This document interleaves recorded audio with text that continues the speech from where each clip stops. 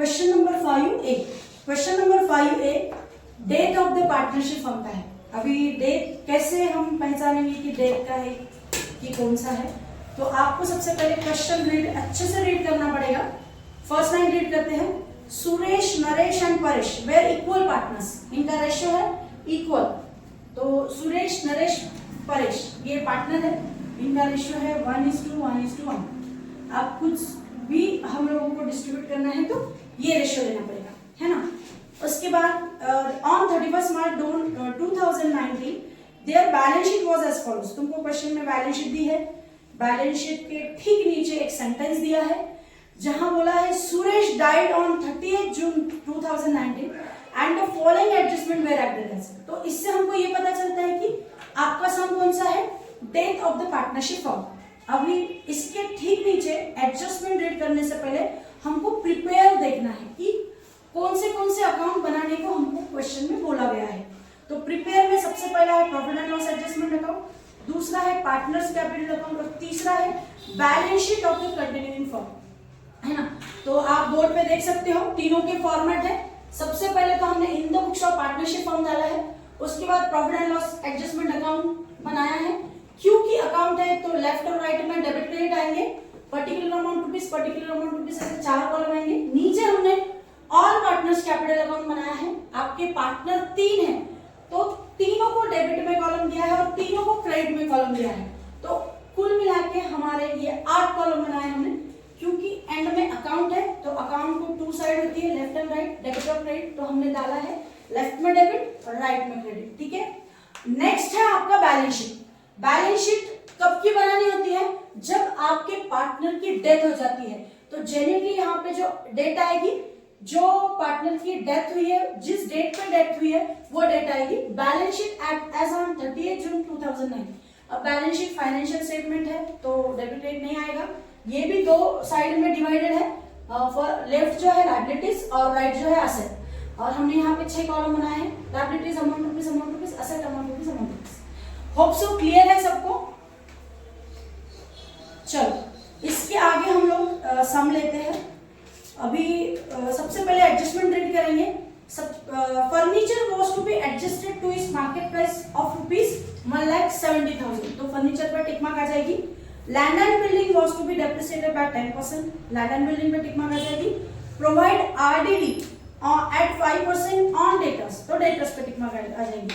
कुल मिला के 3 असेट है अपनी fix asset, sorry 2 fix asset और 1 करंट असेट है। तीनों पे भी एडजस्टमेंट है और तीनों पे भी टिक मार्क आ जाएगा, ठीक है। कैश पे कोई एडजस्टमेंट नहीं है तो उसको डायरेक्टली हम सेकंड कॉलम में लिख सकते हैं। अभी देखिए सबसे पहले हम बैलेंस शीट पोस्ट करते हैं। बैलेंस शीट में लायबिलिटीज साइड लेते हैं। लायबिलिटीज में पहला है कैपिटल अकाउंट। तो हमने क्योंकि कैपिटल अकाउंट बनाया है तो कैपिटल अकाउंट के जो बैलेंसेस है हम ओपनिंग एज ओपनिंग बैलेंस लिखेंगे। क्रेडिट में बाय बैलेंस ब्रॉट डाउन, है ना,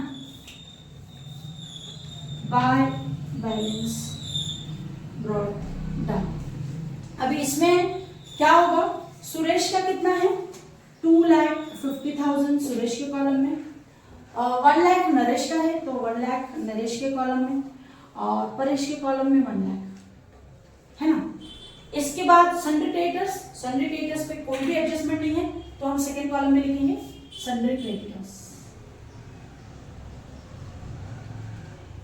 आपकी अमाउंट आएगी 1,50,000। इसके बाद आपने land and building, furniture, debtors तीनों पे भी एडजस्टमेंट है। तीनों भी हम असेट में डालेंगे और उनकी जो अमाउंट है फर्स्ट कॉलम में लिख के दो लाइन छोड़ेंगे। तो लैंड एंड बिल्डिंग,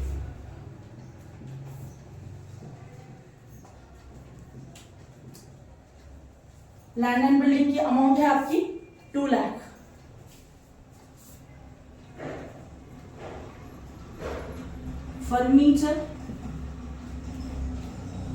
फर्नीचर है आपका 1,50,000 और डेटर्स है आपका 1,50,000, ठीक है। अभी कैश पे कोई एडजस्टमेंट नहीं है तो कैश सेकेंड कॉलम में 1 लाख। ये आपकी बैलेंस शीट पोस्ट हो चुकी है। अब एडजस्टमेंट की तरफ जाएंगे। एडजस्टमेंट में फर्स्ट एडजस्टमेंट है, देखो, furniture was to be adjusted to its market price of ₹1,70,000। Furniture की अमाउंट की 1,50,000 आपकी मार्केट प्राइस के साथ एडजस्ट करना है, तो आपकी वैल्यू हो गई है 1,70,000। तो बड़ी है ये, हाँ, 20,000 से बड़ी है, तो हम लोग इसको क्या करेंगे, एड एप्रिसिएशन।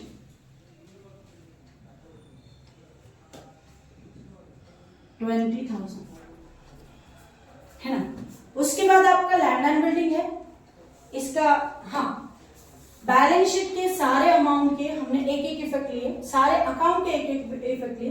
अब क्योंकि एडजस्टमेंट शुरू हुआ है तो एडजस्टमेंट का दो इफेक्ट लेना पड़ेगा। तो फर्नीचर बढ़ चुकी है तो आपका गेन है, तो रिवैल्यूएशन के क्रेडिट में बाय फर्नीचर अकाउंट, और कॉलम में अपने एक ही कॉलम है, उसी कॉलम में आपको लिखना है 20,000, है ना guys. Land and building was to be depreciated by 10%, है ना। तो land and building less depreciation at the rate 10%। 10% निकालना बहुत आसान है, कैसे निकालेंगे, एक जीरो कम करेंगे, है ना। एक जीरो कम करेंगे तो 20,000 आएगा, और बाहर 1,80,000 आएगा। क्योंकि आपकी एसेट क्या हुई है, बड़ी है या कम हुई है, कम हो गई है, तो डेबिट हुई 20। उसके provide RDD at 5% on debtors. Debtors पे 5%, डेटर्स पे 5% कितना आएगा, लॉजिकली निकालना बहुत आसान है। एक जीरो कम कीजिए, 15,000 आया, 15,000 को 2 से डिवाइड कीजिए, लॉजिकली है। और अगर आपको लॉजिकली नहीं होता है तो आप 1.5 लाख 1,50,000 इंटू 5% है, ऐसा कर सकते हो। 2 0 कैंसिल, 2 0 कैंसिल, 1,500 इंटू 5 कितना है, 7,500। अभी यही 7,500 आरडीडी के इसमें लेस करेंगे, तो आपका बाहर आया 1,42,500, है ना। अभी देखो, क्योंकि आपकी डेटर्स असेट है और कम हुई है, तो वो आएगा रिवैल्यूएशन के डेबिट में टू आरडीडी। आरडीडी के बजाय आप डेटर्स भी लिख सकते हो, कोई प्रॉब्लम नहीं। अभी देखो, फोर्थ वाली एडजस्टमेंट है, the profit up to the date of death of Suresh is to be calculated on the basis of average profit of last year which was ₹90,000। अभी एक छोटी सी वर्किंग नोट करेंगे हम लोग, calculation of profit and loss suspense account.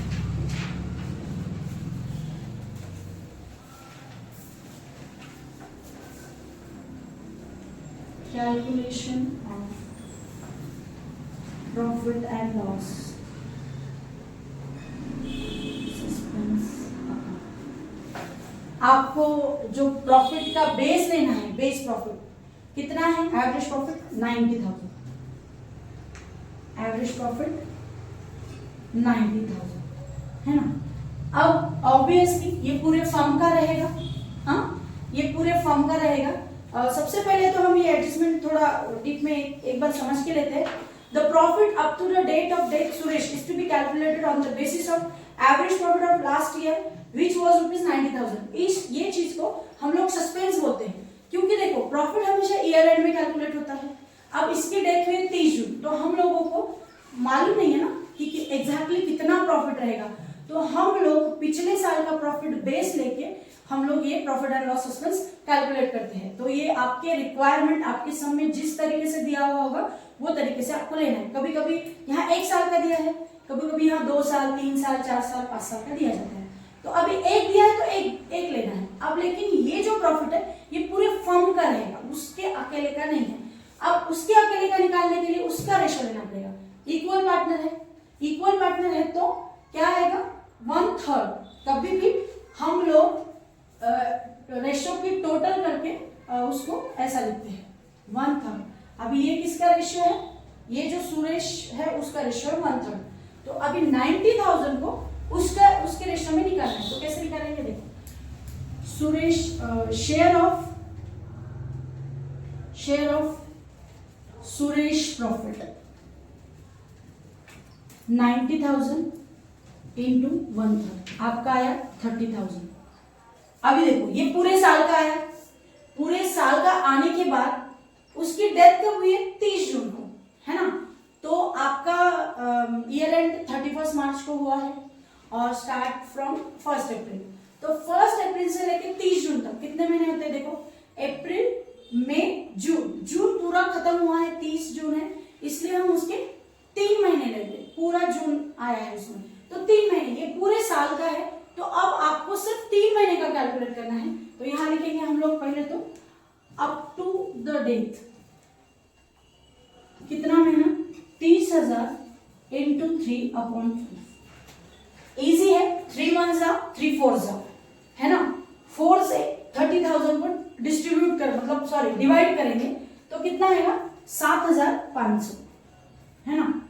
3 1 जा 3 4 जा 12, फिर 4 आया, 4 से 30,000 को डिवाइड किया, देखो 4 7 जा 28, रिमेन्स आर 2 और 4 5 जा 20, 7,500, है ना। अब ये 7,500 7,500 सिर्फ जिसकी डेथ हुई है उसको देंगे प्रॉफिट एंड लॉस एक्सपेंस, बाकी के पार्टनर्स को नहीं देंगे, क्योंकि ये कंटिन्यू फॉर्म में रहेंगे। और ये कब प्रॉफिट लेंगे, 31 मार्च को एंड में लेंगे, ठीक है। तो यहां लिखेंगे हम लोग by profit and loss suspense account.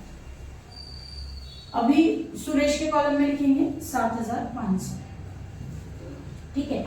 इसका सेकंड इफेक्ट क्यों, क्योंकि ये एडजस्टमेंट में आया है, तो इसका सेकंड इफेक्ट जाता है असेट में, profit and loss suspense account.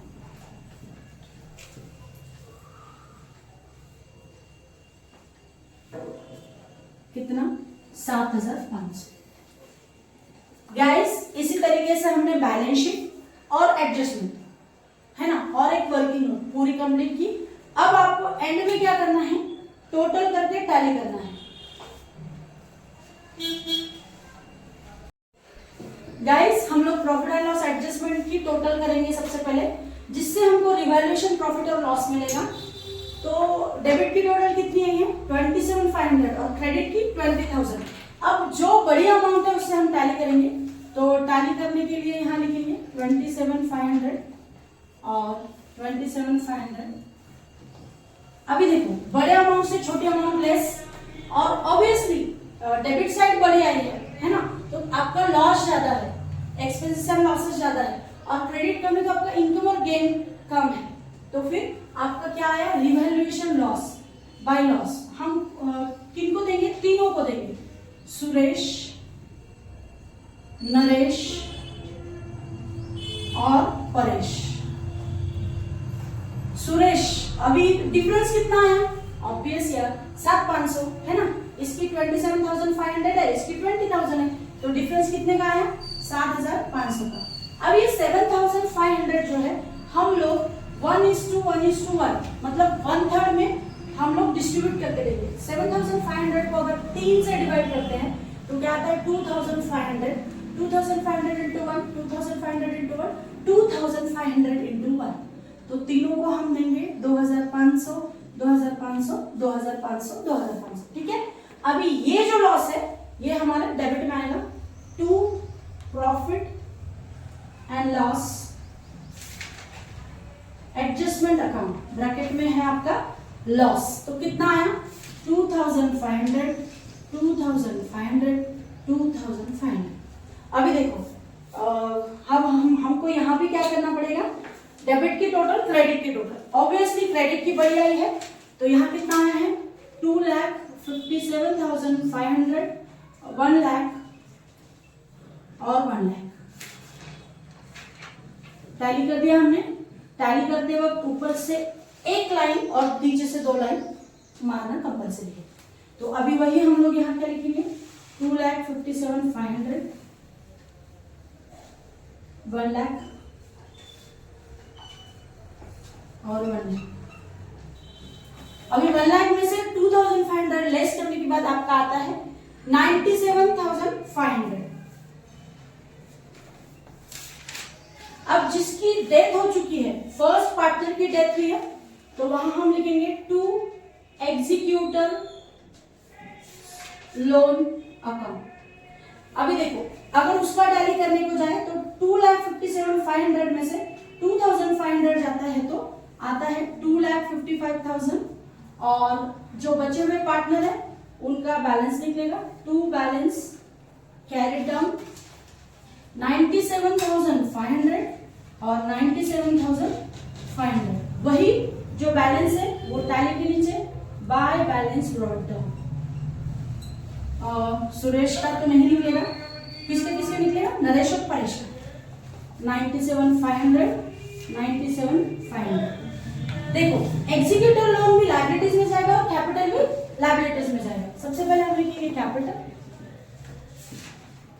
Naresh का और परेश का। अभी नरेश का कितना है?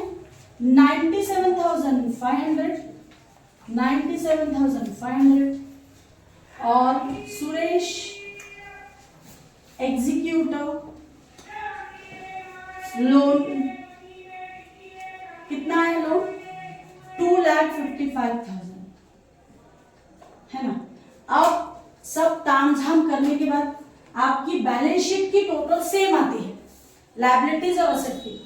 तो सबसे पहले तो 97,500 और 97,500 की टोटल 1,95,000, ठीक है। अभी ये आएगी बाहर 1,95,000।